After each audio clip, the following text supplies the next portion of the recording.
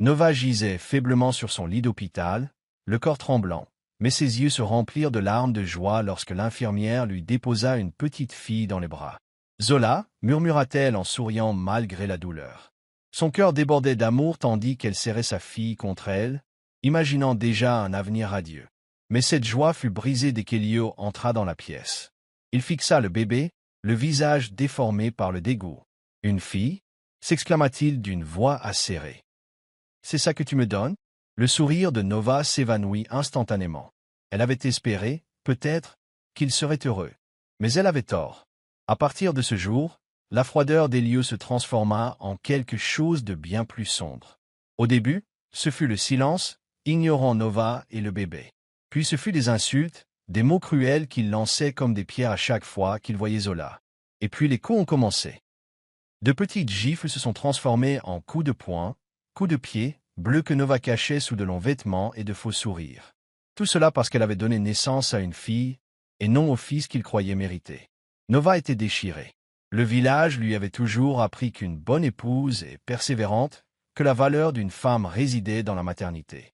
Mais lorsqu'elle regarda Zola dans les yeux, elle y vit l'espoir. Elle a vu la lumière. Elle a vu un avenir qui méritait de briller. Elle voulait partir, s'enfuir. Mais la peur la clouait sur place. La peur du qu'en dira-t-on. La peur de l'endroit où elle irait. La peur de ce qu'Elio pourrait faire. Pourtant, elle serrait Zola plus fort chaque nuit, lui murmurant des promesses à l'oreille. Des promesses d'amour, de protection, d'une vie meilleure, même si Nova ne savait pas encore comment les lui donner. Mais au fond d'elle, quelque chose était en train de changer en elle. Quelque chose de féroce. Quelque chose de fort. Quelque chose prêt à riposter. Chaque jour, chez Nova, c'était comme marcher sur du verre brisé. Elio était devenu un monstre derrière des portes closes. Sa voix était forte, ses mains lourdes et son cœur rempli d'amertume. La moindre petite chose pouvait le mettre en colère. Un repas froid. Zola pleurait la nuit. Nova semblait trop fatiguée. Chaque gifle, chaque mot cruel, la faisait se sentir plus petite. Comme si son âme était lentement brisée. Mais personne en dehors de leur foyer ne le savait. Aux yeux du monde, Elio était un homme travailleur. Seule Nova connaissait la vérité. L'homme qui lui avait tenu la main à leur mariage utilisait maintenant ses mêmes mains pour briser son esprit. Nova garda le silence. Non pas parce qu'elle ne voulait pas parler, mais parce qu'elle ne savait pas qui l'écouterait. Dans leur village, les gens croyaient que le devoir d'une femme était de rester quoi qu'il arrive. C'est ta croix, disait-il. Endure-le, pour le nom de ta famille. Mais le cœur de Nova se brisait chaque jour. Et la seule raison pour laquelle elle tenait bon, c'était Zola. Le sourire de cette petite fille était comme un rayon de soleil au milieu d'un orage. Nova veillait la nuit, la regardant dormir, brossant ses petites boucles. Il murmura doucement. « Je suis désolé que tu aies à grandir dans ça. » Puis vint Amani. C'était une vieille amie de Nova, audacieuse et gentille. Elle était revenue au village après de nombreuses années. Un après-midi, Amani remarqua les bleus sur le bras de Nova, et ne fit pas semblant de ne pas les voir. Elle la fit asseoir et lui demanda « Depuis combien de temps cela dure-t-il » Au début, Nova niait. Mais quand Amani la serrait dans ses bras, Nova a fondu en larmes. La douleur, la peur, tout s'est déversé. Amani ne la jugea pas. Au contraire, elle la serra fort dans ses bras et lui dit « Tu ne mérites pas ça, Nova. Toi et Zola méritez la paix, l'amour, la sécurité. » Nova voulait croire. Elle voulait fuir. Mais quelque chose la retenait toujours.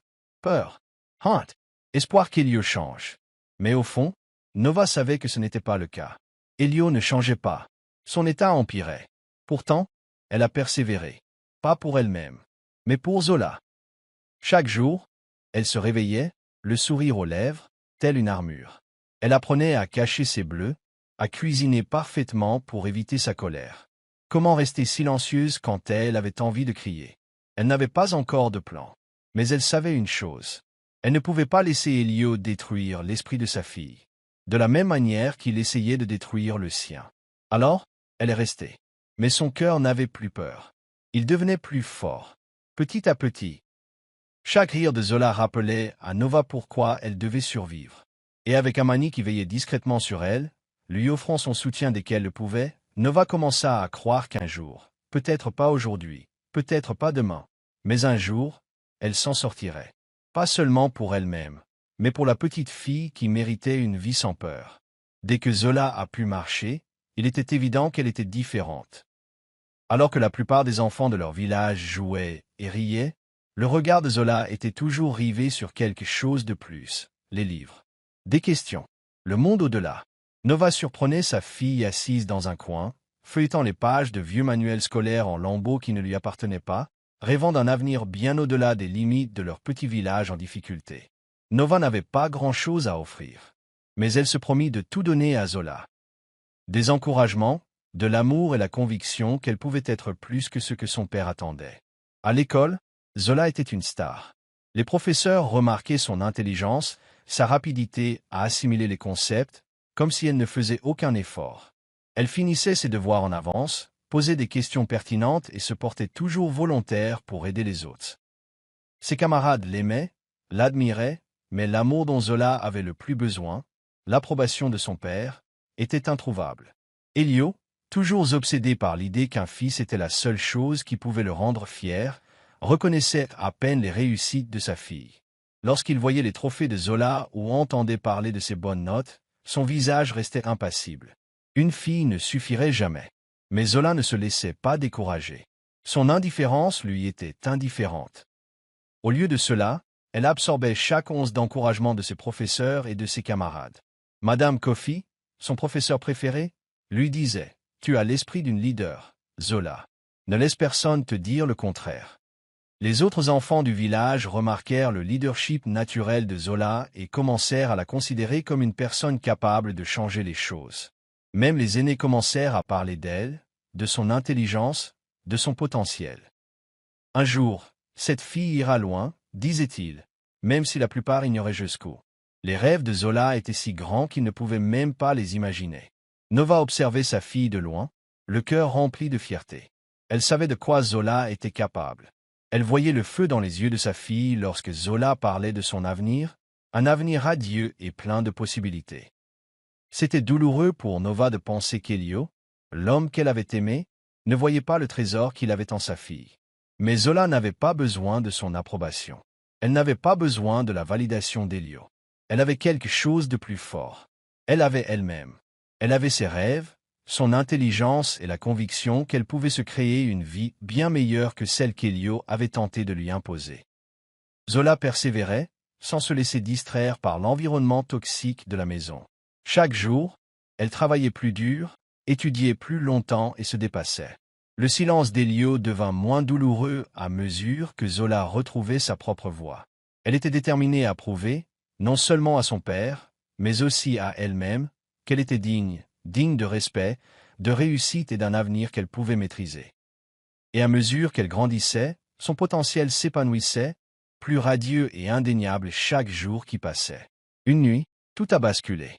Nova avait enduré des années de cruauté d'Elio, ses violences physiques, ses mots tranchants comme des couteaux, sa négligence. Mais cette fois, c'était allé trop loin. Ce n'était pas seulement les coups ou les insultes. C'était le regard terrifiant d'Elio cette nuit-là, lorsqu'il l'avait saisie à la gorge, l'étranglant tandis que Zola hurlait depuis l'autre pièce. Nova ne s'était jamais sentie aussi impuissante. Elle pensa, ça y est, c'est la fin. Son monde s'écroulait. Mais cette fois, quelque chose en elle changea. Elle en avait assez d'avoir peur, de se taire. Elle ne pouvait pas laisser Zola grandir en voyant ça. Elle ne laissait pas sa fille croire que ce genre de traitement était normal. Pour la première fois depuis des années, Nova sentit la force de se défendre, non pas physiquement, mais émotionnellement. Alors qu'Elio sortait de la maison en trombe, ivre et furieux, elle s'effondra au sol. Ce n'était plus la peur qui la consumait. C'était une détermination profonde et ardente. Zola était tout pour elle, et elle méritait bien mieux que la vie que Nova avait vécue. Nova n'allait pas laisser sa fille vivre les mêmes ténèbres qu'elle. Cette nuit-là, elle appela Amani. Sa voix tremblait, mais la décision était définitive. « Je m'en vais, Amani. Je ne peux plus continuer comme ça. Je ne le laisserai pas nous détruire. » La voix d'Amani était ferme à l'autre bout du fil. « Tu n'es pas seul, Nova. Toi et Zola, vous serez libres. » Amani avait été témoin des abus, avait connu la douleur et avait toujours exhorté Nova à partir. Mais maintenant, avec l'étincelle de courage qui s'était allumée en elle, Nova se sentait prête. Le lendemain matin, à la faveur de la nuit, Amani aida Nova à faire ses bagages. Zola serrant fermement la main de sa mère, elles s'enfuirent vers la ville voisine, abandonnant la maison qui avait été leur prison. Ce n'était pas grand-chose, mais elle leur appartenait. Elles étaient la l'une pour l'autre, et c'était tout ce qui comptait. L'idée de recommencer sa vie ailleurs était effrayante, mais le cœur de Nova battait d'un espoir insatiable qui n'était plus là depuis des années. Pour la première fois depuis si longtemps, elle pouvait respirer. Une fois installée dans un petit appartement, Nova ne perdit pas de temps. Elle a demandé le divorce et une protection juridique. Elle ne se souciait plus des années perdues avec Elio. Seul comptait son avenir et celui de Zola. Le procès était terrifiant, et le poids de tout cela la faisait se sentir à nouveau petite. Mais elle savait que si elle ne le faisait pas maintenant, elle le regretterait à jamais. Avec le soutien d'Amani et l'aide d'un avocat, Nova a riposté. Pour la première fois, Elio n'était plus aux commandes. La peur qu'il lui avait inculquée était peu à peu remplacée par une force nouvelle, et elle n'allait pas s'arrêter avant d'avoir la vie qu'elle et Zola méritaient. Le processus fut long, et Elio se défendit avec acharnement. Mais la détermination de Nova n'a jamais faibli. Elle ne se battait pas seulement pour elle-même, mais pour l'avenir de sa fille. Un avenir rempli d'amour, de sécurité et de liberté. Elle ne laisserait jamais Zola revoir sa mère brisée. Ce n'était que le début de leur nouvelle vie. Après avoir quitté Elio et la vie toxique qu'elle avait connue si longtemps, Nova était déterminée à tout reconstruire à partir de zéro. Chaque jour était un combat, mais Nova était animée par une force nouvelle qu'elle ignorait. Elle se levait tôt, travaillait tard le soir et faisait tout ce qu'elle pouvait pour que Zola ne ressente jamais la douleur de son passé. Nova trouva un emploi stable dans un café du coin. Et même si ce n'était pas très glamour, cela lui permettait de payer ses factures. Les longues heures étaient épuisantes, mais cela ne la dérangeait pas. Tant que cela permettait de subvenir aux besoins de Zola, cela en valait la peine. À chaque paie, Nova se sentait un peu plus libre, et chaque petite réussite renforçait sa confiance en elle. Elle refusait de laisser son passé définir son avenir. Elle voulait plus que simplement survivre. Elle voulait réussir. Elle voulait que Zola découvre ce que la force et la persévérance pouvaient accomplir. Et Zola, avec son regard vif et son ambition farouche, était l'inspiration parfaite. Le soir, Nova participait à des groupes de soutien pour femmes ayant subi les mêmes abus.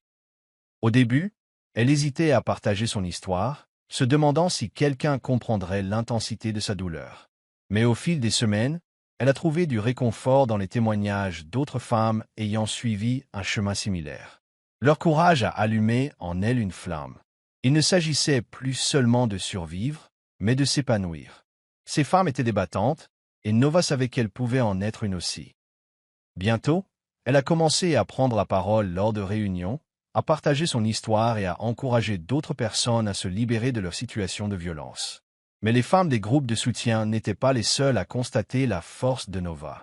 Zola aussi l'observait.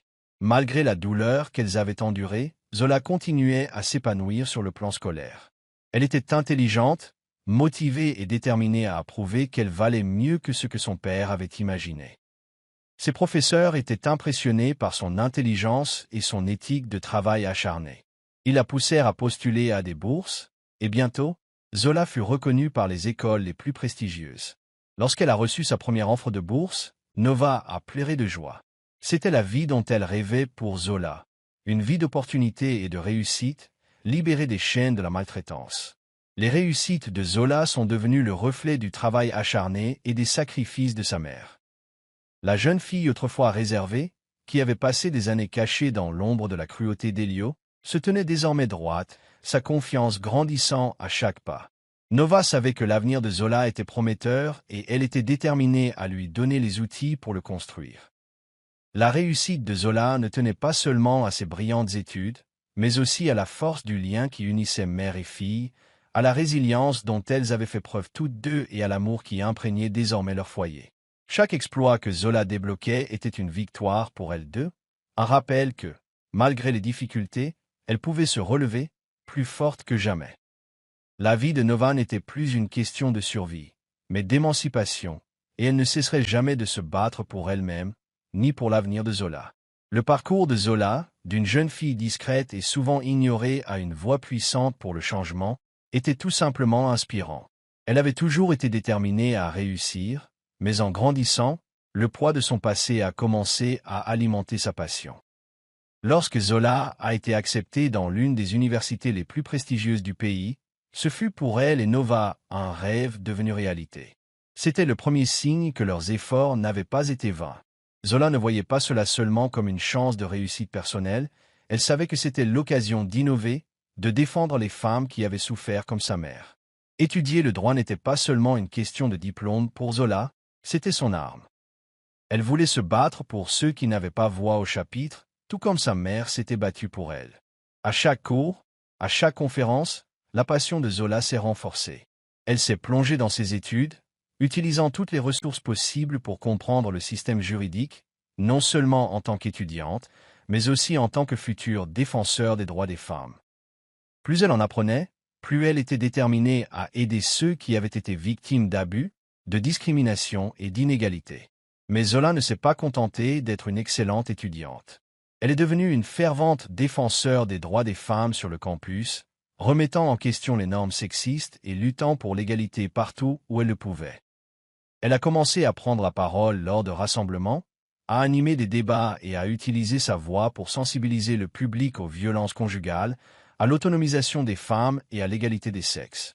Les discours de Zola étaient non seulement percutants, mais aussi crus, émouvants et profondément personnels. Son expérience et le courage de sa mère sont devenus le pilier de son engagement. Rapidement, son activisme a commencé à attirer l'attention non seulement de son université, mais aussi des médias. Les chaînes d'information locales, les blogs et même les journaux nationaux ont commencé à couvrir son histoire. Ils étaient ravis de la force de Zola, de son parcours et de son message puissant. Les gens ont été touchés par sa détermination, son intelligence et la façon dont elle a utilisé son histoire douloureuse pour défendre une cause plus vaste. Zola n'était plus seulement une étudiante. Elle était un symbole d'espoir, de changement et de résilience. L'engouement médiatique ne s'arrêtait pas à ses résultats scolaires. Les efforts de Zola pour créer une plateforme pour la voix des femmes lui ont valu une reconnaissance bien au-delà de l'université.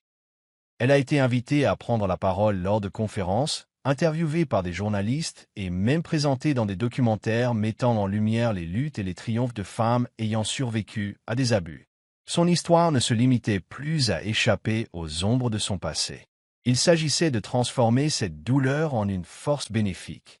À mesure que la renommée de Zola grandissait, sa détermination grandissait. Elle savait qu'il lui restait un long chemin à parcourir, mais elle avait déjà accompli tant de choses. Chaque article écrit sur elle, chaque interview, était un pas de plus vers la création du monde dont elle rêvait, un monde où les femmes n'auraient plus à souffrir en silence. Le regard tourné vers l'avenir, Zola était plus que prête à relever tous les défis qui l'attendaient. Son ascension vers la célébrité n'était pas seulement une victoire pour elle. Ce fut une victoire pour toutes les femmes dont la voix avait été trop longtemps réduite au silence. À mesure que le succès de Zola grandissait, son histoire se répandit, attirant l'attention de nombreuses personnes, y compris celle de celui qui avait tenté de la briser, Elio. Il avait toujours été celui qui avait brisé les rêves de Zola, celui qui avait puni Nova pour ne pas lui avoir donné le fils qu'il désirait. Mais désormais, Elio n'était plus que l'ombre de l'homme qu'il était autrefois. Ses actes avaient entraîné sa chute et il était ostracisé par la communauté. N'étant plus l'homme de pouvoir, il vivait désormais avec la honte de son passé. Un jour, alors qu'Elio parcourait les actualités, son regard tomba sur un article consacré à Zola. Le titre lui coupa le souffle, Zola Okafor, étudiante en droit, défenseur des droits des femmes et voix du changement. Ces mots le frappèrent comme un coup de poing dans le ventre. Il n'arrivait pas à y croire. Zola, la fille qu'il avait battue et renvoyée, était désormais une lueur d'espoir, et elle était tout ce qu'il n'avait jamais voulu qu'elle soit. Ses exploits, son courage et la vie qu'elle construisait malgré lui firent prendre conscience à Elio de sa chute. Le regret l'envahit. Il aurait aimé être un meilleur père, un meilleur mari, mais il était trop tard. Déterminé à réparer ce qu'il avait brisé, Elio décida de tenter de renouer le contact. Il appela Nova, envoya des lettres et contacta même Zola par les médias, implorant son pardon. Il prétendait avoir changé, avoir appris de ses erreurs, mais au fond, il savait qu'il ne pourrait jamais effacer les dégâts qu'il avait causés. Il espérait, bêtement, que d'une manière ou d'une autre, les deux femmes qui l'avaient tant blessé lui ouvriraient à nouveau leur cœur. Mais Nova et Zola n'étaient plus les mêmes qu'autrefois. Nova s'était battue si longtemps pour échapper à l'emprise d'Elio, et Zola avait travaillé sans relâche pour surmonter les abus et se construire un avenir. Elles avaient trouvé la paix, la force et l'amour en elles-mêmes. Les excuses d'Elio, aussi sincères fussent-elles, ne pouvaient effacer le fait qu'il avait autrefois tenté de les détruire. Elles n'étaient plus les femmes qu'il pouvait manipuler ou contrôler. Alors qu'elles devaient décider d'affronter ou non leur ancien agresseur, leurs émotions étaient partagées. Une part d'elle-même voulait aller de l'avant, ne plus jamais affronter Elio. Il lui avait déjà tant pris, mais une autre part d'elle savait que c'était l'occasion de clore enfin ce chapitre douloureux de sa vie. Zola, quant à elle, peinait à affronter l'homme qui l'avait tourmenté. Sa mère avait tant enduré, et maintenant Zola s'épanouissait. Devait-il vraiment revivre cette souffrance? Le dilemme émotionnel était réel. Mais en vérité, ni Nova ni Zola n'avaient besoin d'Elio pour trouver la paix. La guérison avait déjà eu lieu, et l'affronter ne servirait qu'à leur permettre de tourner la page, et non à sa rédemption. Tous deux savaient que leur avenir n'était pas lié à l'homme qui avait tenté de les briser. Ils avaient déjà construit quelque chose de plus fort, de bien plus durable. Zola se tenait sur scène, la voix assurée mais pleine d'émotion. La salle était silencieuse tandis qu'elle racontait son histoire, son enfance empreinte de peur, les cris dont elle se souvenait, les bleus que sa mère cachait et la douleur d'être non désirée, simplement parce qu'elle était née fille. Elle a parlé de la nuit où sa mère a failli perdre la vie et de la force qu'il leur a fallu pour fuir. Tandis qu'elle parlait, les gens dans la foule pleuraient, d'autres hochaient la tête, percevant leur propre douleur dans ses mots. Zola ne parlait pas seulement pour elle-même. Elle parlait au nom de chaque femme qui avait souffert en silence, de chaque enfant traité comme un moins que rien, et de chaque famille brisée par la maltraitance. Elle a parlé de sa mère, Nova, et de la façon dont elle avait travaillé jour et nuit pour donner une chance à Zola. Elle a parlé d'Amani, qui avait été leur seule lueur d'espoir dans l'obscurité. Mais surtout, Zola a expliqué que la maltraitance n'est pas seulement personnelle, c'est un problème communautaire, et que le silence l'aggrave. Son discours fut enregistré, partagé et bientôt diffusé partout, à la télévision, sur les réseaux sociaux et dans les journaux. La voix de Zola devint incontournable, et avec elle naquit la vérité. Les gens commencèrent à se poser des questions. Qui était Elio? Qu'avait-il fait? Bientôt, d'autres histoires firent surface, d'autres victimes d'abus, des femmes qui souffraient dans un silence similaire. Elio, autrefois fier et respecté, était désormais reconnu pour sa vraie nature. La vérité éclata, il fut arrêté et inculpé pour les abus qu'il avait infligés à Nova, et d'autres femmes se manifestèrent à leur tour. Il n'était plus question de se cacher, son passé l'avait rattrapé. La communauté, autrefois silencieuse, a commencé à changer. Des leaders ont pris la parole, des écoles ont lancé des programmes pour éduquer les enfants au respect et à l'égalité, et des centres de soutien ont été créés pour les femmes et les enfants victimes de violences. Les croyances culturelles qui valorisaient autrefois les garçons au détriment des filles ont été remises en question. On a commencé à comprendre que chaque enfant, quel que soit son sexe, est un don. Nova, autrefois moquée et blâmée, était désormais perçue comme un symbole de force. Elle et Zola n'étaient plus des victimes, mais des héroïnes. L'histoire de Zola a déclenché un mouvement. Davantage de femmes ont pris la parole, davantage d'hommes ont écouté, et une nouvelle génération a commencé à croire que l'amour ne devrait jamais faire de mal et que le respect devrait être universel. Ce qui avait commencé comme une souffrance dans un petit foyer était devenu une force nationale. Zola n'a pas seulement partagé son histoire pour punir Elio, elle l'a partagée pour changer des vies, et elle l'a fait pour toujours. Nova et Zola ont enfin pu respirer librement. Après des années de souffrance et de lutte, ils ont entamé le chemin de la guérison. Elles ont rejoint un groupe de thérapie où d'autres femmes ont également partagé leur histoire. Au début, Nova avait du mal à parler, mais avec le temps, elle s'est ouverte. Elle a pleuré, ri et a lentement commencé à se libérer de sa douleur. Zola aussi a trouvé du réconfort en sachant qu'ils n'étaient pas seuls, le soutien du groupe leur a donné une force qu'ils ignoraient. Pour la première fois, ils ne se contentaient pas de survivre, ils guérissaient. Ensemble, Nova et Zola ont décidé d'aller plus loin. Elles souhaitaient aider d'autres femmes et enfants ayant traversé la même épreuve. Elles ont donc utilisé leurs maigres économies et, avec l'aide de généreux donateurs, créé une fondation. Elle a été baptisée Zola Light, un nom choisi pour rappeler que même dans l'obscurité, la lumière peut naître. La Fondation offrait un hébergement, des conseils et une assistance juridique aux victimes de violences conjugales. Les femmes qui venaient la voir étaient effrayées, brisées et incertaines, tout comme Nova. Mais elles en sont ressorties plus fortes, pleines d'espoir et libres. Zola a donné des conférences dans des écoles, des églises et des centres communautaires. Elle a appris aux gens à reconnaître les signes de maltraitance et à en parler. Nova a partagé son histoire avec une force tranquille, montrant que même le passé le plus douloureux pouvait être source de pouvoir. La fondation grandit et bientôt, tout le pays en parla. De nombreuses vies furent sauvées, de nombreuses larmes essuyées et de nombreuses femmes retrouvèrent du courage grâce à Nova et Zola. Pendant ce temps, Elio était assis seul dans une petite pièce, sans respect, sans famille, sans amis, juste le silence et ses pensées. Il avait tout perdu, et maintenant il avait tout le temps du monde pour se souvenir de ce qu'il avait fait. Il regardait les interviews de Zola à la télévision, voyait le visage de Nova sur les affiches de la Fondation et sentait le poids de ses erreurs l'écraser. Le regret brûlait dans son cœur, mais il était trop tard. Les personnes qui l'avaient blessé avaient trouvé le bonheur sans lui.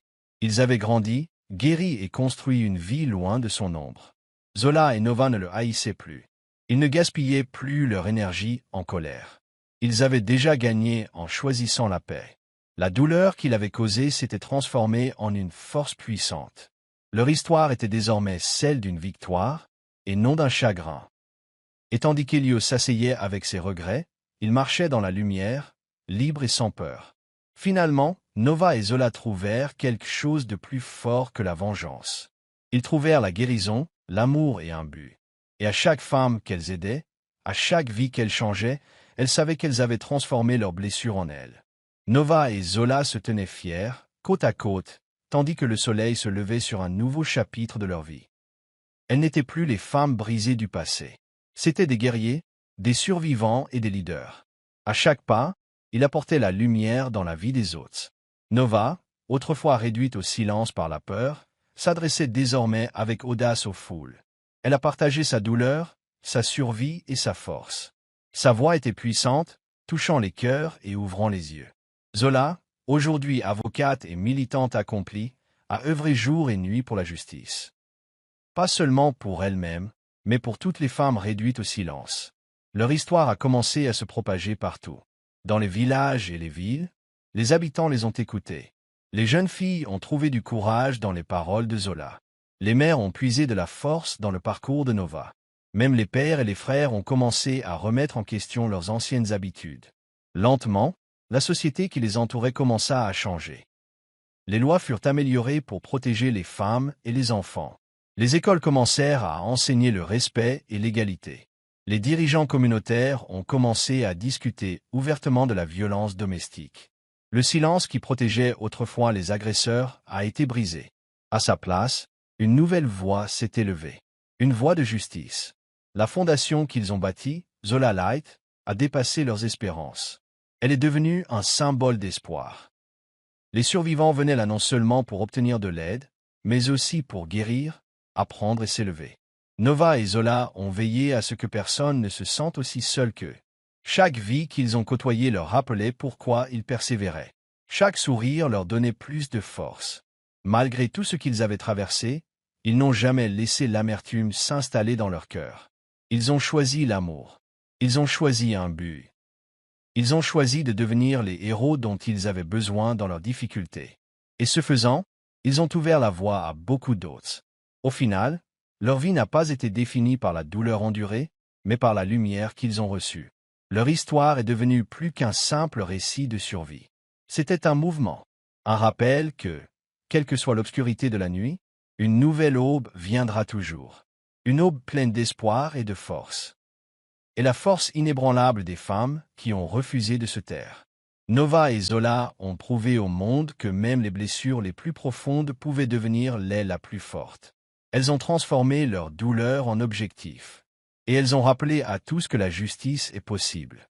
La guérison est une réalité. Et lorsque les femmes se mobilisent, le monde change.